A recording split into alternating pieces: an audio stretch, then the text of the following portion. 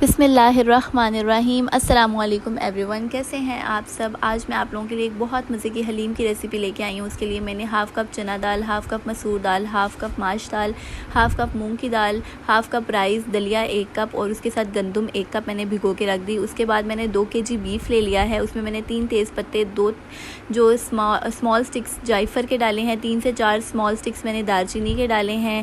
अब मैं इसको अच्छे से मिक्स करूँगी। मैंने 2 टेबलस्पून जिंजर गार्लिक और ग्रीन चिलीज़ का पेस्ट इसमें ऐड कर दिया है। ठीक है, अब मैं इसको अच्छे से मिक्स करूँगी और इसमें मैंने 2 गिलास पानी डालना है और प्रेशर कुकर की लिड को 20 मिनट के लिए लगा देना है। ठीक है, अब 20 मिनट बाद यहाँ पे हमारा गोश्त गल चुका है, लेकिन अभी हमने इसको मज़ीद गलाना है। उसके बाद हम लोगों ने यहाँ पे कुछ मसाले ले लिए हैं, इनकी डिटेल आपको डिस्क्रिप्शन में मिल जाएगी, आप वहाँ से चेक कर सकते हैं।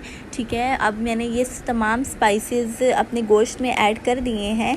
अब मैं गोश्त को अच्छे से मिक्स कर लूँगी और यहाँ पे मैंने तकरीबन 1 टीस्पून क्रश रेड चिली इसमें ऐड कर दी है। अब मैं ब्लैक पेपर पाउडर डालूँगी 1 टीस्पून। ठीक है, अब मैं इसको अच्छे से मिक्स करूँगी। 3 गिलास पानी के साथ मैं इसको दोबारा से पकाऊँगी और यहाँ पे आप देख सकते हैं कि इसके रेशे रेशे हो गए हैं। इसके साथ ही मैंने दूसरे प्रेशर कुकर में तमाम दालें, चावल और जो दलिया और गंदम है उसको मैंने ज़्यादा सारा पानी डाल के मैंने इसको प्रेशर कुकर में लगा देना है। मैंने थोड़ी सी हल्दी और थोड़ी सी लाल मिर्च भी डाल दी है। ठीक है, अगर आप चाहें तो इन तमाम चीज़ों को एक ही जगह पे भी बना सकते हैं। मेरे पास जो प्रेशर कुकर है वो छोटा था, तो मैंने इसलिए पहले दालें एक साइड पर कर ली हैं और उसके बाद मैंने दलिया और गंदम कर लिया। ठीक है, अब यहाँ पर जो मेरा दलिया और गंदम है इसको भी मैंने प्रेशर कुकर की लिड लगा दिया है। साइड पर मैंने प्याज, 3 पाव प्याज थे, उसको मैंने अच्छे से ब्राउन कर लेना है। ठीक है, फ्राई कर लेना है। यहाँ पे इसका खूबसूरत सा ब्राउन कलर आ गया है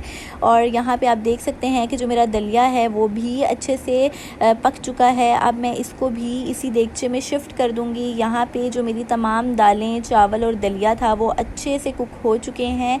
अब मैं इसको अच्छे से मिक्स कर लूँगी और हैंड ब्लेंडर की मदद से इसको ब्लेंड कर दूँगी। ठीक है, अगर आप लोग इसको घोटा लगाना चाहते हैं आप वो भी कर सकते हैं, लेकिन ये इंस्टेंट है, आप हैंड ब्लेंडर से कर लें।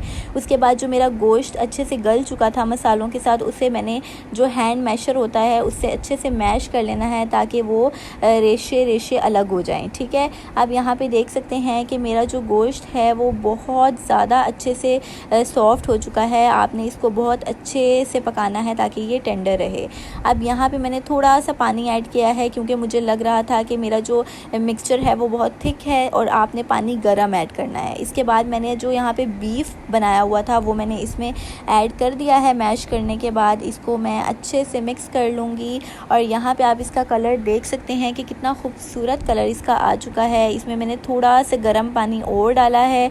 आपने इसमें जब भी पानी ऐड करना है तो गर्म करके ऐड करना है। अब मैं इसको हैंड ब्लेंडर से थोड़ा सा और ब्लेंड कर लूँगी क्योंकि अब हमने इसमें गोश्त भी डाल दिया है। ठीक है, आप यहाँ पे देख सकते हैं इसकी इतनी प्यारी खूबसूरत सी शक्ल आ चुकी है। इसमें मैंने थोड़ा सा गरम मसाला और डाला है, मुझे नमक कम लग रहा था, मैंने थोड़ा सा नमक भी और डाला है। थोड़ा सा चाट मसाला डाला है, 3 से 4 हरी मिर्चें डाली हैं और अदरक के टुकड़े डाले हैं मैंने। ठीक है, दूसरी साइड पे मैंने थोड़ा सा प्याज को ऑयल में तड़का लगा के ब्राउन कर लिया और वो मैंने इसमें ऊपर से डाल दिया है। ठीक है, यहाँ पे जो हमारी हलीम है वो बिल्कुल तैयार हो गई है। उम्मीद है आपको ये रेसिपी पसंद आएगी और आप इसको ज़रूर ट्राई करेंगे। Thank you for watching. Like, share and subscribe with your friends and family and don't forget to hit the bell icon.